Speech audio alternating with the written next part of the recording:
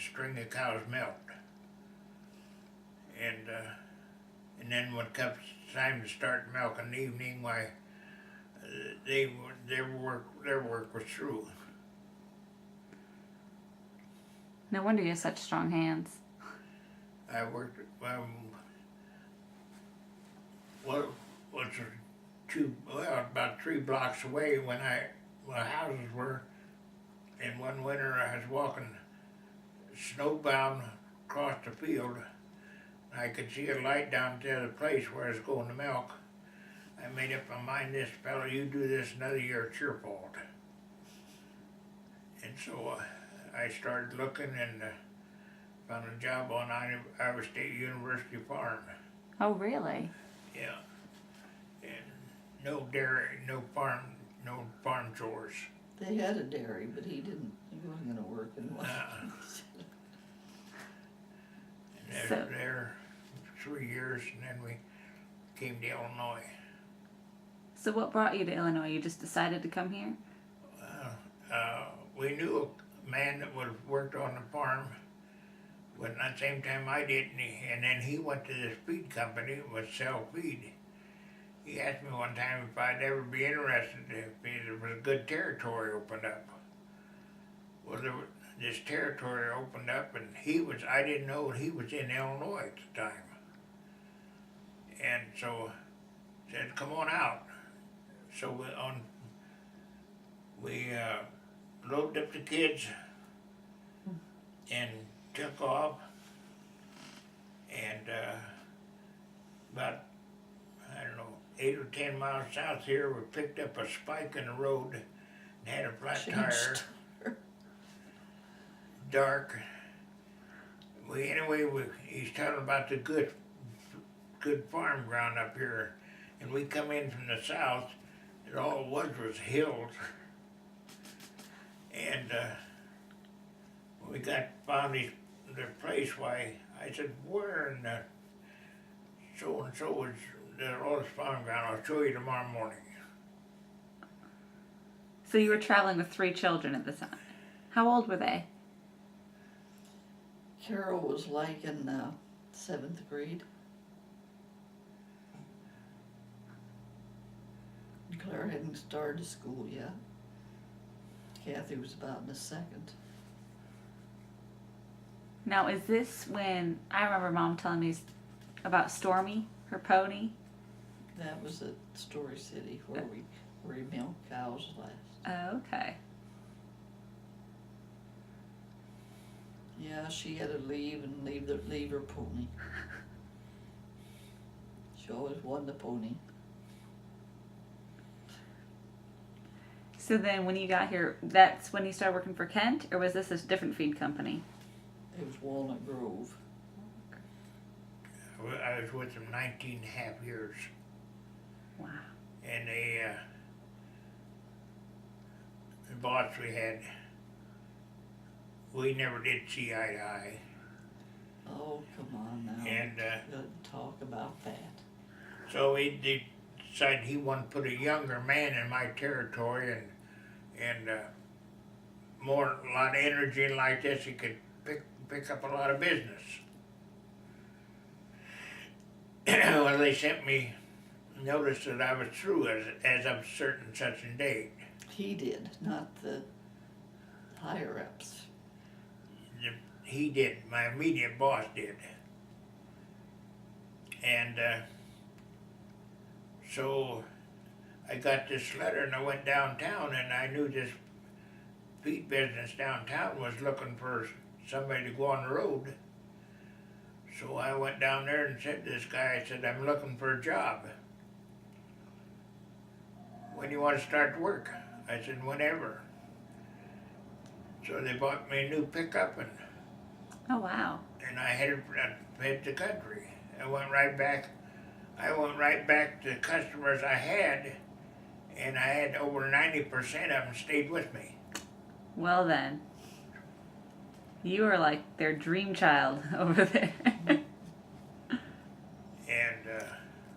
Well, the upper people in the Walnut Grove, I don't think really approved of that deal. And he kind of got in hot water a little bit over it, but he found out. And he come back to town and he didn't know that he'd switched over until I suppose he went out to some of these places and they weren't feeding their feed anymore. I wasn't sending any orders in for feed. So he come up to see what was going on. Then he found out I'd quit the company. Served him right. He always walked like his pants was too tight.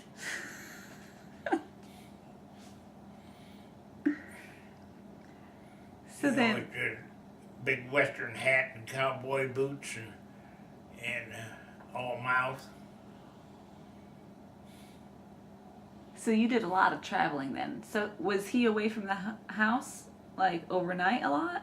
No. Oh, no. The only time he's away to stay would be 2 or 3 days, and they'd have meetings downstate or somewhere. Then we went on trips together. Yeah, where did you guys go? Well, we went to Nassau, Puerto Rico, Florida a couple times. Florida a couple times, Chicago once. And then one trip, one trip took us to St. George Island on down below Puerto Rico, no, below Nassau. And what'd you do with the girls while you were gone? Had somebody come and stay with them. So you guys I didn't realize you guys traveled that much. You know, had some good years and traveled. What was your favorite place to go? What? Where was your favorite place? Well, I don't know. I'm not a beach person, so whatever else there was to see was all right. But as far as spending time on the beach, we didn't. I suppose my first trip to Florida, we liked that. We went down on a boat during the day, clear to the southern tip, and we had a fish meal down there, all different kinds, on one platter. I remember that was good. And then along the way, they'd show us different people's homes. They showed us one that President Nixon had, and like that. And where else did we go on those trips? We went on New Orleans once.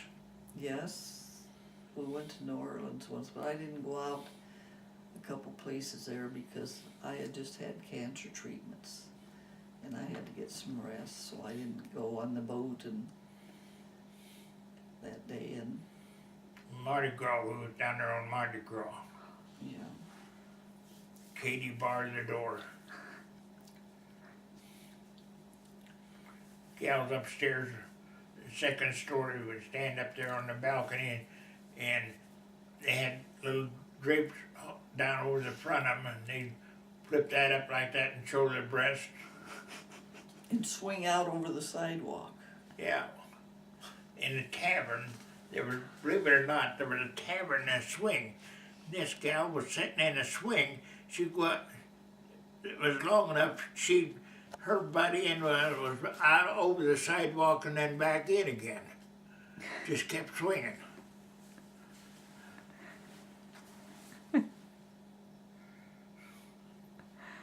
That's pretty wild. You don't see that in the Midwest. And then one time we went to, one time we went to Florida. The kids paid for our trip down there. We flew down and paid for a room. Well, they rented a room in a place a block and a half from the ocean. Well, it was spring break, and them kids was running through every place like this all night long. 5:30 the next morning before it got quiet. Then they'd call on the telephone and want to know if there was a man in there. Yeah. terrible. Boy, we got out of there after that night. The guy downstairs in the lobby, he had 3, 4, or 5 gals with him, just dirtier than clothes were greasy dirty. And one of them called up, "Are you a man or a boy? Do you need some company?" Did you snap at him? No, I never answered the phone. He always had to answer. He went down and complained once. That helped a little, but not too much. We just left the next morning so we could get out of there. We had a car rented and we just took off up through the center of the state. And we got up there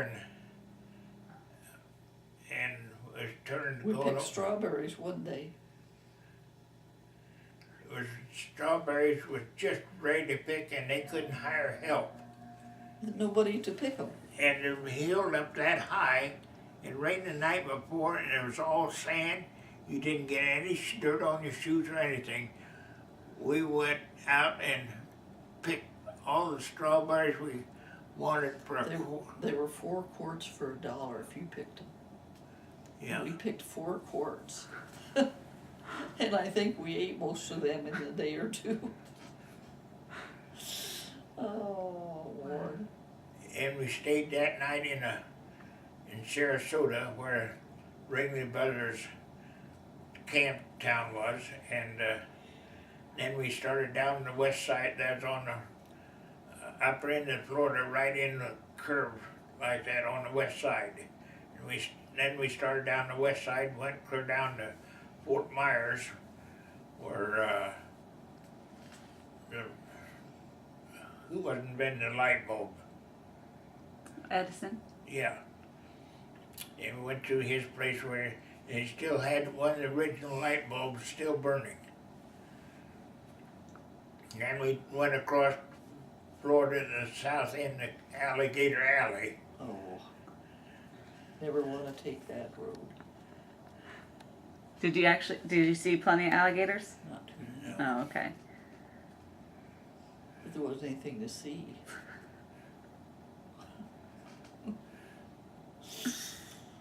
Should have done more research.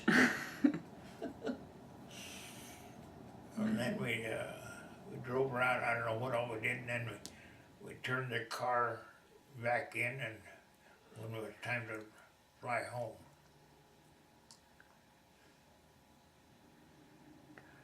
I didn't even have a credit card, so I had paid cash, and they gave me a receipt. And For what?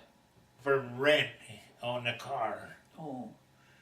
And we got over there ready to turn it in. This gal was going to say, "Well, you got so much coming." No, I said, "I got more than that." I said, "Here's this guy who was renting the car said I had this much coming." So she divvied up the money. She was figuring on pocketing $50. And then we boarded the plane and flew home. And where were you living at that time? Here. Here? One time we left one trip, we flew to Nassau. To get the most time in away from here, we boarded the plane at midnight in Chicago airport and took off. And at 4 o'clock the next morning we were in Nassau. And we flew over a storm going down. And you look out the window like this, and down below, all the lightning was flashing all over like that, just lit up the whole sky underneath you. And we got to this place and walked in, and the only place was closed in, where they had a glassed-in area where they sold tickets, and the rest of the airport was wide open. The natives sitting there with a big sombrero on their head like that and sitting there asleep. And come 8 o'clock, I tell you, we got rid of our winter coats. Oh, it was hot there and it was raining. Hot, steamy rain.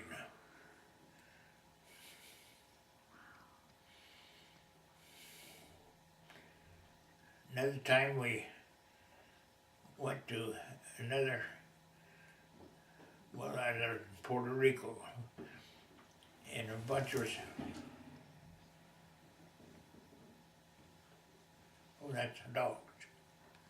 I think that's Charles, actually. Oh, Charles. Anyway, we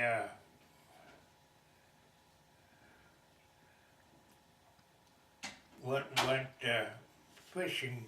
We went on fishing boats, and the sea was rough, Really? really rough. Both of you were on this? Oh, no, not me. I wouldn't go out there the way the waves was. We went out one place, the water was just as blue and beautiful. That was a nice trip on the boat. Yeah. Where was that? Dawson? Yeah. Where was that body? Pacific Ocean.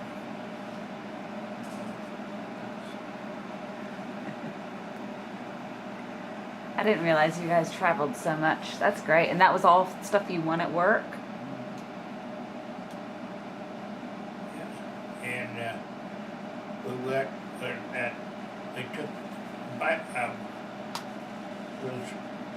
those little motorcycles, motor pads, what they was, wouldn't have for two guys on it. We took off down along the beach and got down there, and one of them followed us, and it got hot and run out of oil. So we went on a little further and found a gas station that and we dumped some oil in it, but we couldn't get it started. So we found a piece of chrome off of a car that had been thrown over the sideways. I held on to it like that and pulled the cycle until we turned it over enough times to start it again. And then going back, some of the guys decided there was a big sandy beach coming in like this, and this wave water would come in and I don't know how many, 50 feet I suppose, crawl up that sandbar. And they decided they want to ride them cycles on there. Well, they would meet each other close by like that. Well, one of them was zigging, the other one was zagging, and they collided. And here come these waves in, and it covered up the motorcycles. And then a native down there. Well, I thought you were one of them. No, I wasn't on them, but out there on that motorcycle. And a native down there called in where we rented them and told them guys that we had them on the beach, out in the sand. So they bounced, when we come in, they bounced right out. And, you had them in the ocean. Yeah, and they was going to fine us so much. And we said, no, we aren't paying it. But we couldn't go back and rent them anymore. I wonder why. Now, you've destroyed more than one vehicle, right? I remember hearing something about a car in a garage or in the barn and a goat. This is back with your brothers? Must have been on Halloween or something. I think it involved turpentine. Oh, turpentine. Turpentine, some animals. I remember. Oh, that was a goat. We had my uncle had goats. And somehow they thought we ought to have an old billy goat. Brought that billy goat home, and that critter was every place he should have been.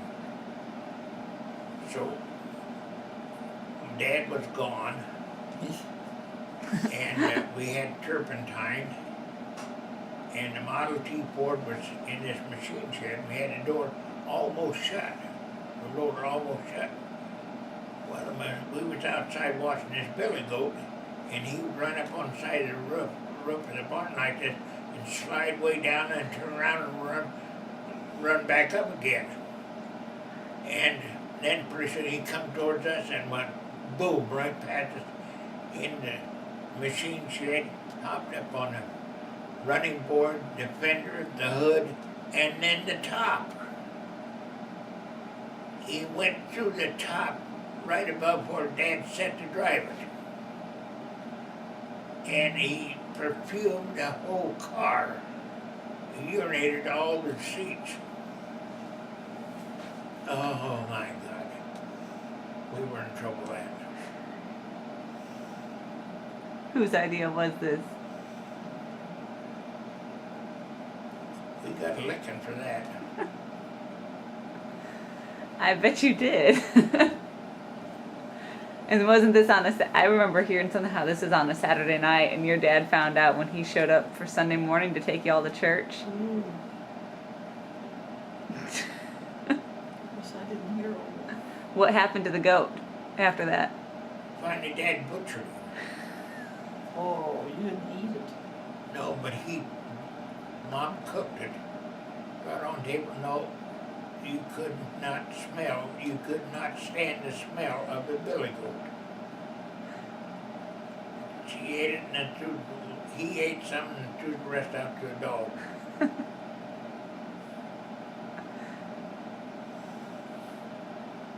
And you didn't behave anywhere nearly that badly, did you, Grandma? Never. Well, we had a billy goat one time, but he ate all the rose bushes. All the flowers off of it and everything, and they got rid of him. How do you feel, Charles? I'm feeling better after I was laid down.